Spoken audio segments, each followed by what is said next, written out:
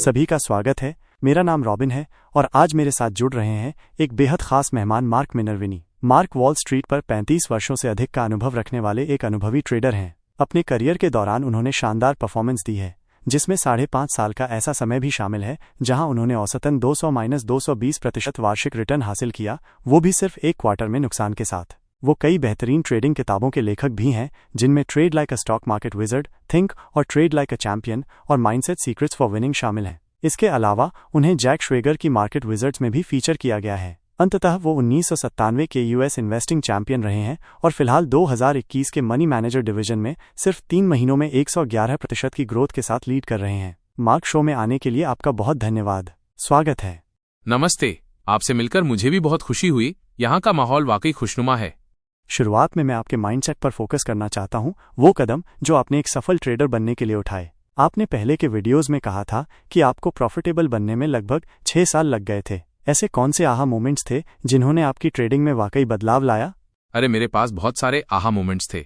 हर बार जब मैंने अपना अकाउंट उड़ा दिया और मार्केट में बड़ी गड़बड़ियां की। शुरुआत में तो कई बार ऐसा हुआ क्योंकि मुझे कुछ पता ही नहीं था कि मैं क्या कर रहा हूँ। मेरे पास कोई मेंटर नहीं था, पैसे भी बहुत कम थे। मेरे लिए ये बहुत ही चुनौतीपूर्ण माहौल था। लेकिन एक बड़ा आहा मोमेंट तब आया जब मैंने how to trade in stocks पढ़ी, जो जेसी लिवरमोर की किताब है। ये मेरी फेवरेट किताबों में से एक है। उस छोटी सी किताब ने सब कुछ मेरे लिए क्रिस्टल क्लियर कर दिया। जब मेरे पास कुछ अनुभव आ गया था, तब मैंने वो किताब पढ़ी और महसूस किया कि मैं जो आज कर रहा हूँ वही जेसी लिवरमोर 1920 और 30 में कर रहे थे। इससे मुझे ये विश्वास मिला कि जो मैं कर रहा हूँ वो समय के पार जाने वाली चीज है, और मैंने व्यक्तिगत जिम्मेदारी लेनी शुरू की। तभी मुझे एहसास हुआ कि अगर मैं समय दूं और सही स्किल्स सीख लूं तो ये सब रंग लाएगा। बिल्कुल, और इसी बात को आगे बढ़ाते हुए मैं आपसे ये पूछना चाहूँगा कि आपने किन किताबों या ऐतिहासिक ट्रेडर्स से प्रेरणा ली जिनसे आपकी ट्रेडिंग स्टाइल डेवलप हुई? शायद आपने मुझे पहले भी कहते सुना होगा, मेरी लाइब्रेरी में 4000 से ज्यादा किताबें हैं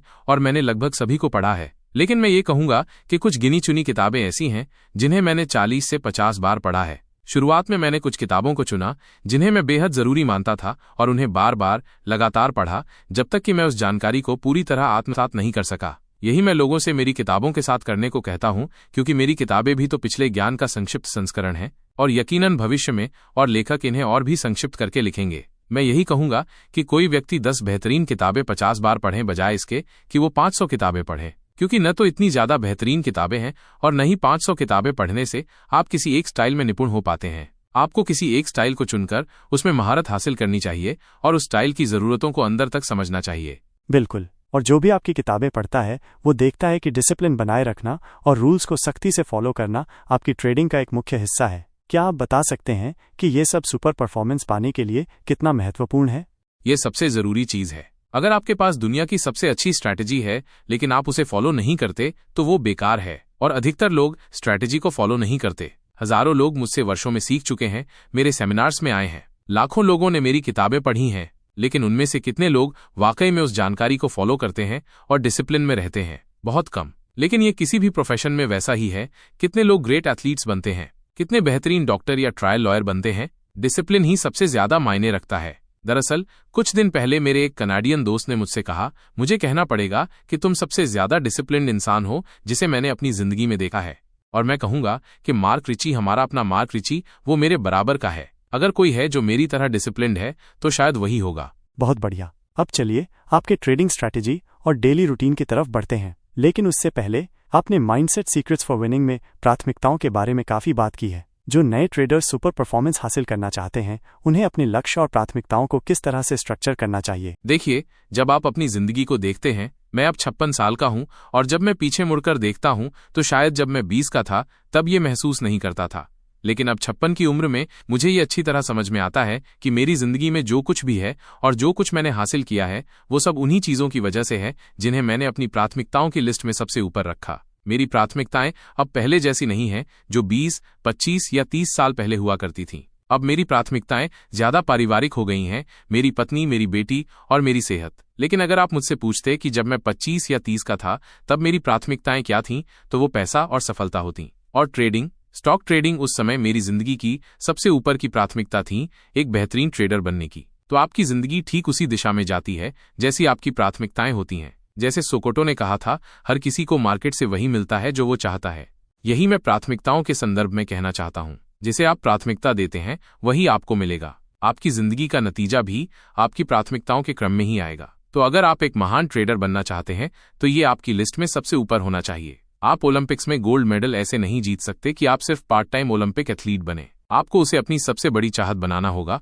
वही चीज होनी चाहिए जिसके लिए आप हर दिन मेहनत कर रहे हों और जो बाकी सब चीजों से उस समय के लिए ऊपर रखी जाए। तो यही बात व्यापार और बाकी किसी भी चीज पर लागू होती है।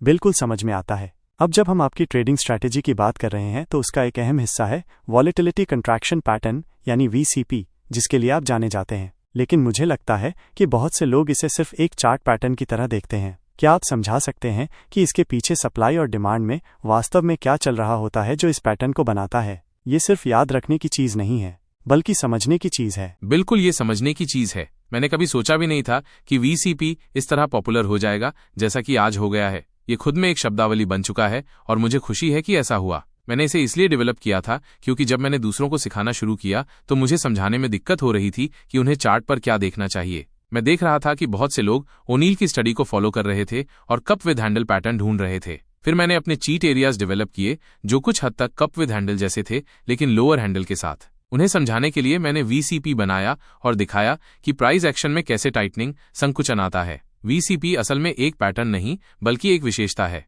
मैं इसे लगभग हर ट्रेड में इस्तेमाल करता हूं। उनमें वीसीपी के लक्षण होते हैं। तो ये कारण नहीं है बल्कि असर है। ये समझना जरूरी है। हर चार्ट पैटर्न के साथ भी यही बात लागू होती है। लोग सोचते हैं कि क्योंकि चार्ट में कप विद हैंडल बन रहा है या कोई वेज या ट्रायंगल बन रहा है तो वो काम करेगा। मैं अब अपनी खुद की शब्दावली इस्तेमाल करता हूं। कोई मुझसे हाल ही में ट्रायंगल के बारे में पूछ रहा था और मैं समझ नहीं पाया कि वो क्या है। शायद वो एक त्रिकोण जैसी आकृति होती है। तो आपको समझना होगा कि ये चार्ट इसलिए काम नहीं करता क्योंकि वो एक विशेष आकृति बनाता है। असली बात है सप्लाई और डिमांड, जो कि हर हालत में हर ऑक्शन मार्केट में मौजूद रहती है। जब आप चार्ट के बाएं से दाएं हिस्से में टाइटनिंग देखते हैं और जब वो बहुत टाइट हो जाता है और वॉल्यूम नीचे आता है माइनस, तो वो बता रहा होता है कि अब मार्केट में सप्लाई आना बंद हो गई है। अगर आप चार्ट देखकर ये समझ सकते हैं कि बाएं तरफ कितनी ओवरहेड सप्लाई है, बेस की गहराई और लंबाई क्या है और दाहिने किनारे पर कितना टाइट है वो प्राइस और वॉल्यूम, तो आप समझ सकते हैं कि स्टॉक में अब सप्लाई नहीं बची है। और अगर आपने होमवर्क ठीक से किया है और संस्थागत निवेशक उस स्टॉक में रुचि रखते हैं तो वहां से वो स्टॉक तेजी से ऊपर भाग सकता है। क्योंकि सप्लाई और डिमांड में अगर सप्लाई नहीं है और डिमांड है तो स्टॉक में तेज मूव आने के पूरे चांस हैं। इसीलिए आप देखते हैं कि ये स्टॉक्स अक्सर बहुत तेजी से ब्रेकआउट करते हैं इन टाइट एरियाज से। और यही बात 1918 में भी सच थी। तब भी आप वही चीज देखेंगे। आपने पहले बताया था कि आपने 1800 तक के चार्ट्स को देखा है माइनस। क्या आज जो मार्केट में हो रहा है वही चीजें उस समय भी हो रही थीं? बिल्कुल, कुछ भी नहीं बदला है। जो पैटर्न, जो प्राइस एक्शन तब था वही आज है और वही 100 साल बाद भी होगा। बहुत बढ़िया। अब जब हम टेक्निकल्स की गहराई में जाने वाले हैं उससे पहले मैं आपसे एक ज़रूरी सवाल पूछना चाहता हूं। माइनस प्रोफेशनल ट्रेडर बनने और जिम्मेदारी लेने में डेली रूटीन का बहुत बड़ा रोल होता है। क्या आप हमें अपने डेली रूटीन के बारे में बता सकते हैं? खासकर कि आप ट्रेडिंग डे की शुरुआत में अपने दिमाग को कैसे तैयार करते हैं, अपनी फोकस लिस्ट और रेडी लिस्ट को कैसे ऑर्गेनाइज करते हैं?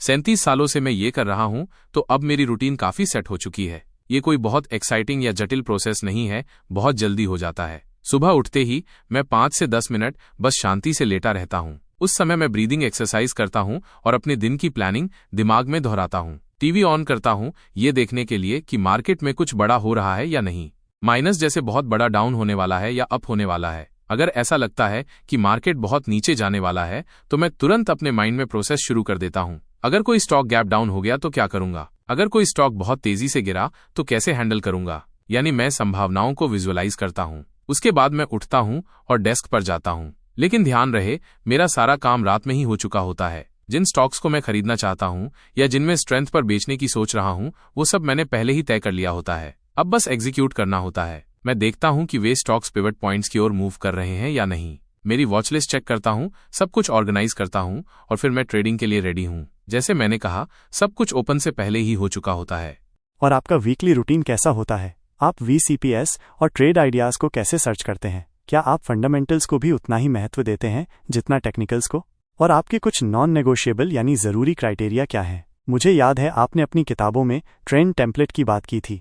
हाँ, इसमें काफी कुछ है। वीकेंड पर मैं सबसे ज्यादा काम करता हूँ, बहुत सारे स्क्रीन रन करता हूँ और ये काम मैं सैटरडे और संडे दोनों दिन करता हूँ। कभी कभी एक दिन ज्यादा भारी होता है, ये हफ्ते पर निर्भर करता है। हफ्ते के दौरान भी मैं हर दिन इंट्राडे कुछ न कुछ खोजता रहता हूँ। लेकिन अगर वीकेंड के वर्क में बहुत सारे अच्छे नाम मिल गए तो वीकडेज में ज्यादा मेहनत नहीं करनी पड़ती। अगर वीकेंड में कुछ नहीं मिला तो हफ्ते में ज्यादा ध्यान देना पड़ता है, यानी ये फ्लक्स करता है। अब बात करते हैं नॉन नेगोशिएबल्स की माइनस। तो सबसे पहले स्टॉक्स को अप ट्रेंड में होना चाहिए। आपने ट्रेंड टेम्पलेट की बात की जो मार्केट स्मिथ में भी दिखता है, वहां माइनर वीनी ट्रेंड टेम्पलेट्स के नाम से 3 टेम्पलेट्स होते हैं। अब क्यों जरूरी है अप ट्रेंड? क्योंकि अगर आप पीछे जाकर देखेंगे कि सबसे ज्यादा ग्रोथ वाले स्टॉक्स जिन्होंने सबसे बड़ा मूव किया, उनमें से 98% स्टेज 2 अप ट्रेंड में थे। 98% मेरे ट्रेंड टेम्पलेट क्राइटेरिया को फॉलो करते थे। तो अगर आप एक बड़ा विनर पकड़ना चाहते हैं तो आपको 98% क्लब में रहना है, ना कि 2% क्लब में। लोग सोचते हैं कि स्टॉक को मूव करने से पहले खरीदना चाहिए, लेकिन ये जरूरी नहीं है, क्योंकि जब भी कोई स्टॉक बड़ा मूव करने वाला होता है वो पहले से ही अप ट्रेंड में होता है। और फंडामेंटल्स की बात करें तो आपने अपनी किताबों में बहुत डिटेल में बताया है, लेकिन क्या आप कुछ टिप्स दे सकते हैं उन लोगों के लिए जो VCPS को ढूंढना चाहते हैं? आप तो सेकंड्स में चार्ट देखकर समझ जाते होंगे, लेकिन नए लोगों के लिए क्या सलाह देंगे? सबसे अच्छा तरीका है कि मेरी किताबों में जो VCP के एग्जाम्पल्स हैं उन्हें ध्यान से देखें, फिर वैसी ही चार्ट्स ढूंढें जो उनसे मिलते जुलते हों। उसके बाद अपना खुद का मॉडल बुक बनाएं। जिन स्टॉक्स में वो पैटर्न्स दिखे उन्हें सेव करें, जो सही निकले और जो फेल हो गए दोनों की कॉपियां बनाएं, फिर उनका एनालिसिस करें। इससे आपकी खुद की ऑब्जर्वेशन और अनुभव बढ़ेगा और ये देखने की प्रक्रिया कि क्या काम करता है और क्या नहीं करता। लेकिन आप कुछ अच्छे उदाहरणों से शुरुआत करते हैं जो लो रिस्क एंट्री पॉइंट से विजेता बने, जैसे कि शायद ओनील की किताब जिसमें वीकली चार्ट्स हैं, वो शायद थोड़े लंबे समय के निवेशकों के लिए उपयुक्त हों। लेकिन अगर आपको बहुत विशेष और सटीक जानकारी चाहिए तो मेरी किताब में डेली पर्सपेक्टिव से बहुत सारे चार्ट्स दिए गए हैं। और फिर अगर आपने मेरी वर्कशॉप अटेंड की है तो आपके पास एक वर्कबुक है जिसमें 400 से 500 पेज हैं और सैकड़ों उदाहरण हैं। तो आपके पास वो सारे उदाहरण हैं और वही शुरुआती बिंदु हैं। मैंने भी वहीं से शुरुआत की थी। मैंने सबसे बेस्ट विनिंग स्टॉक्स को देखा और फिर उन जैसे दिखने वाले वर्तमान स्टॉक्स की पहचान की। आपने पहले फंडामेंटल्स के बारे में पूछा था। मैं हमेशा फंडामेंटल्स देखता हूं, लेकिन मैं कभी सिर्फ फंडामेंटल्स के आधार पर स्टॉक में निवेश नहीं करता। टेक्निकल्स का सही होना जरूरी है। तो अगर कोई स्टॉक शानदार अर्निंग्स, सेल्स, मार्जिन्स, शानदार स्टोरी, अच्छा मैनेजमेंट और हाई रिटर्न ऑन इक्विटी दिखा रहा है, लेकिन वो डाउन ट्रेंड में है, तो मैं उसमें निवेश नहीं करूंगा। वहीं दूसरी ओर कोई स्टॉक अप ट्रेंड में है लेकिन उसमें फंडामेंटल्स नहीं है, मेरा मतलब है रिपोर्टेड फंडामेंटल्स, जैसे कि लॉसेस दिखा रहा है, लेकिन वो एक बायोटेक कंपनी है, तो 75-80% बायोटेक कंपनियों के पास अर्निंग्स होती ही नहीं। तो ऐसे केस को आप नजरअंदाज नहीं कर सकते। अब आप चार्ट के आधार पर ट्रेड कर रहे हैं। आप high relative strength, high alpha names को देख रहे हैं। आप FDA अप्रूवल जैसी प्रक्रियाओं को देख रहे हैं। इसलिए ये जानना जरूरी है कि कंपनी किस सेक्टर में है और उसमें कौन सा फंडामेंटल ड्राइवर महत्वपूर्ण है। मेरी पहली किताब में फंडामेंटल्स नहीं है, लेकिन दूसरी किताब में एक बड़ा सेक्शन है फंडामेंटल्स पर।